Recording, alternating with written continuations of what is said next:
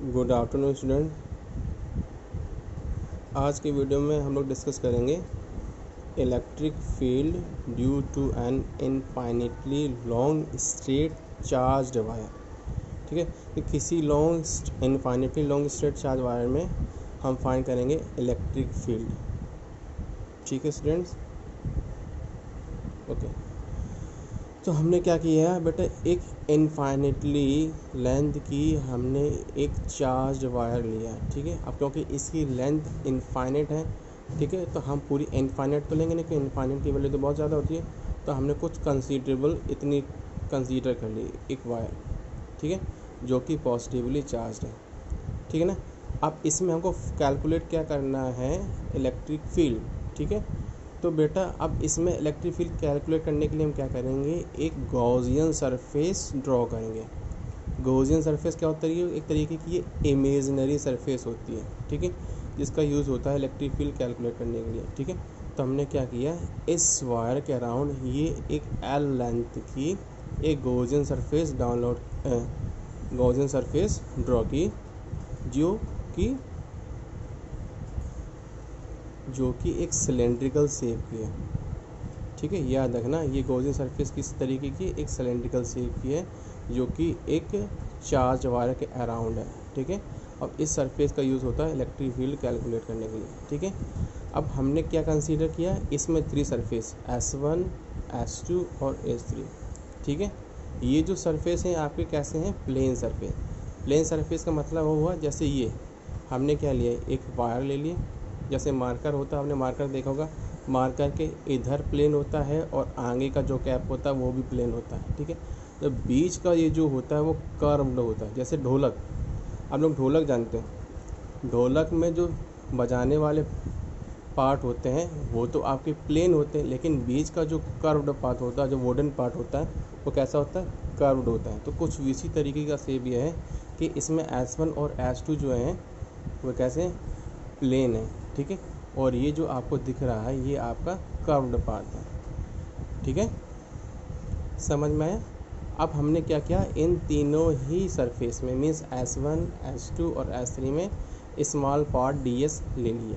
ठीक है, क्या ले लिए, स्मॉल पार्ट ds। ठीक है, और मैंने बताया था कि पॉजिटिवली चार्ज्ड, जब कोई ऑब्जेक्ट पॉजिटिवली चार्ज होता है तो उसमें इलेक्ट्रिक फील्ड की डायरेक्शन क्या होती है, हमेशा आउटवर्ड। ठीक है, ये भी आउटवर्ड है, ये इस तरफ से ये भी आउटवर्ड है, सेम चीज़ यहाँ भी है। ठीक है, ये आउटवर्ड हो गया। ठीक है, अब हम क्या करते हैं, यूनिट वेक्टर की। ठीक है, मैंने बताया था जो एरिया वेक्टर होता है वो हमेशा क्या होता है, सरफेस के परपेंडिकुलर। ये सरफेस है, इसके परपेंडिकुलर ये हो गया, ये सरफेस है, इसके परपेंडिकुलर ये हो गया। ठीक है, और ये सरफेस होता है हमेशा ये इसके परपेंडिकुलर हो गया। ठीक है, अब देखो यहाँ इलेक्ट्रिक फील्ड और एरिया वेक्टर के बीच में एंगल कितना है, 90 डिग्री का है।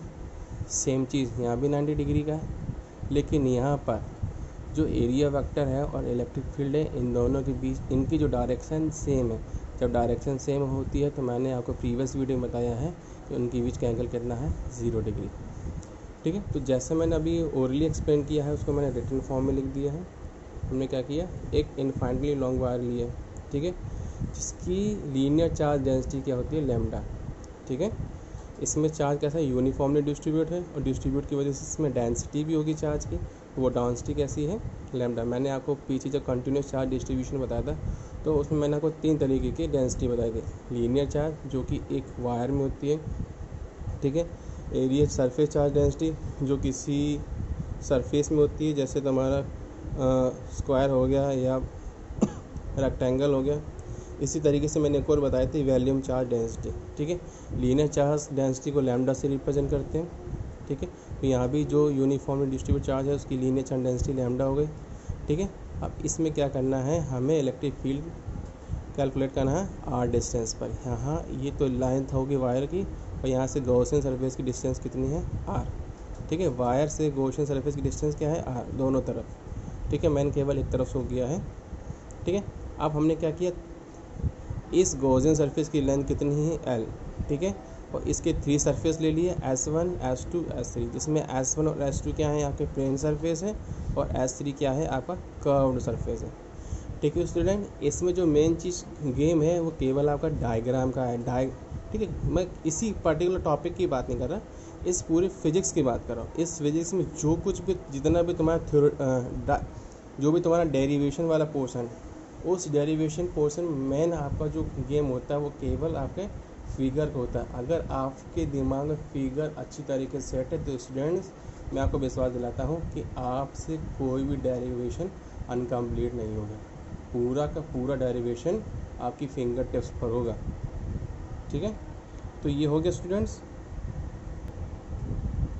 और देखो बेटा, मैंने सरफेस तीन ली थी, S1 S2 S3, तो यहाँ पर जो आपका इलेक्ट्रिक फ्लक्स होगा वो भी डिफरेंट होगा, क्योंकि सरफेस डिफरेंट है तो इलेक्ट्रिक फ्लक्स भी डिफरेंस होगा।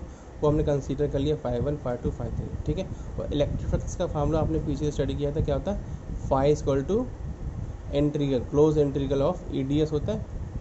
ठीक है, क्लोज इंटीग्रल ऑफ EDS। ठीक है, इस तरीके से क्लोज क्लोज क्लोज।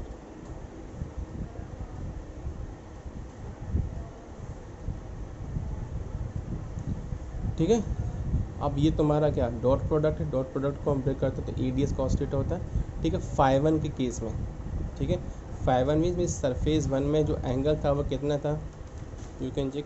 सरफेस 1 में जो एंगल था 90, सरफेस 2 में एंगल क्या था 90, और सरफेस S3 में क्या था, एंगल 0 था। ठीक है, तो ∅1 के केस में एंगल 0 था। ठीक है, तो ये क्या हो जाएगा, ∅1 equal to surface S1 ADS cos 90, और cos 90 की वैल्यू होती है 0, तो ये पूरी वैल्यू क्या हो जाएगी 0। सेम चीज़ ∅2 भी केस में क्या है, इसको भी जब हम ब्रेक करेंगे तो EDS cos थीटा होगा, और थीटा कितना है 90, और cos 90 की वैल्यू 0 क्या होती है 0। तो ∅2 जो था सरफेस 2 में इलेक्ट्रिक फ्लक्स वो भी क्या होगा 0। ठीक है, अब हम सरफेस मीन्स कर्व सरफेस की बात करेंगे। कर्व सरफेस S3 में EDS cos थीटा, थीटा कितना है 0, क्यों, क्योंकि यहाँ पर एरिया वेक्टर और इलेक्ट्रिक फील्ड की डायरेक्शन क्या सेम है, तो इनके बीच का एंगल कितना है 0 डिग्री। ठीक है, और आपको मालूम है कि cos 0 की वैल्यू कितनी होती है 1। ठीक है, तो ये क्या आ जाएगा EDS, E बाहर आ जाएगा। ठीक है, अब ये क्या हो जाएगा DS। ठीक है, अब आपको मालूम है, आपने प्रीवियस वीडियो में देखा है कि जो DS क्या है वो एक स्मॉल पोर्शन या एरिया को रिप्रेजेंट कर रहा है। ठीक है, लेकिन जब हम इस स्मॉल एरिया का इंटीग्रल करते हैं तो आपको मालूम है कि पूरे सरफेस की वैल्यू फाइंड होती है। ठीक है, और सरफेस कैसा है आपका, कर्व्ड है। ठीक है, तो सिलेंडर के कर्व सरफेस का, ठीक है, सिलेंड्रिकल का कर्व सरफेस एरिया क्या होता है 2πRL। ठीक है, आपने मेंसुरेशन में अच्छी तरीके से ये सब डिस्कस किया होगा कि सिलेंड्रिकल का जो कर्व सरफेस एरिया होता है वो क्या होता है 2πRL। ठीक है, तो यहाँ पर क्या हो रहा है, उसी स्मॉल पार्ट का इंटीग्रल हो रहा है, इस स्मॉल पार्ट का इंटीग्रल का क्या होता है 2πRL। ठीक है, तो ∅3 की वैल्यू क्या हो गई, A मल्टीप्लाई बाई 2πRL। ठीक है, अब हमने क्या कैलकुलेट किया, नेट फ्लक्स। ठीक है, नेट फ्लक्स क्या हो जाएगा ∅ की वैल्यू क्या होगी, इन्हीं तीनों फ्लक्स का टोटल होगा, means ∅ equal to ∅1 plus ∅2 plus ∅3। ठीक है, ∅1 की वैल्यू 0 आई है, ∅2 की वैल्यू 0 आई है, और ∅3 की वैल्यू आई है E मल्टीप्लाई बाई 2πRL। ठीक है, ओके। अब बेटा आपको गॉस थ्योरम अगर आपने प्रैक्टिस की होगी तो ये बेटा इसको अच्छी तरीके से लर्न कर लो, क्योंकि ये वैल्यू कई टाइम्स रिपीट होगी। ठीक है, फ़ाई की वैल्यू होती है या तो सीधे ∅ equal to Q by epsilon not कर लो, या close integral EDS equal to Q by epsilon not, दोनों कंडीशन में। ठीक है, ∅ इक्वल टू क्या Q बाई एप्सिलॉन नॉट, इसको हमने इक्वेशन सेकंड कंसीडर कर लिया। इक्वेशन फर्स्ट और सेकंड से ये जो ∅ की वैल्यू ये आपस में इक्वल हो जाएगी, मीन्स ठीक है क्या हो जाएगी, ये जो E इंटू 2πRL है वो किसके इक्वल हो जाएगा, Q बाई एप्सिलॉन नॉट के। ठीक है, हो गया। अब यहाँ से हम कैलकुलेट करेंगे E की वैल्यू। E की वैल्यू क्या हो जाएगी, ये जो 2πRL आपको दिख रहा है ये कहाँ आ जाएगा, इक्वल में इधर डिवाइड में, ये चीज़ E is equal to Q by epsilon not 2πRL। ये हो गई क्वेश्चन थर्ड। ठीक है, और मैंने पहले ही आपको बता चुका है, जब मैंने कंटिन्यूस चार्ज डिस्ट्रीब्यूशन बताया था उसमें लीनियर चार्ज डेंसिटी क्या होती है, it is the ratio of charge of length का।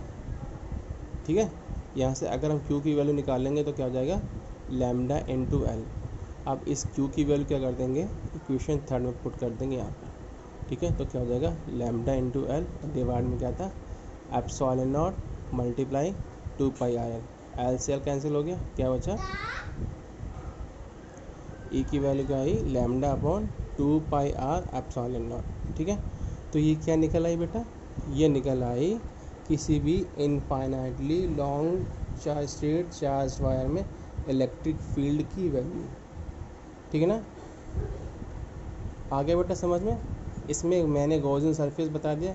गॉसियन सरफेस क्या होती है, एक तरह की इमेजनरी सरफेस होती है जिसका यूज होता है इलेक्ट्रिक फील्ड को कैलकुलेट करने में। और ये गॉसियन सरफेस नेक्स्ट में जितने भी डेरिवेशन आएंगे हर चीज़ में गॉसियन सरफेस का यूज़ होगा। ठीक है, समझ में आ गया। Okay class, that's it.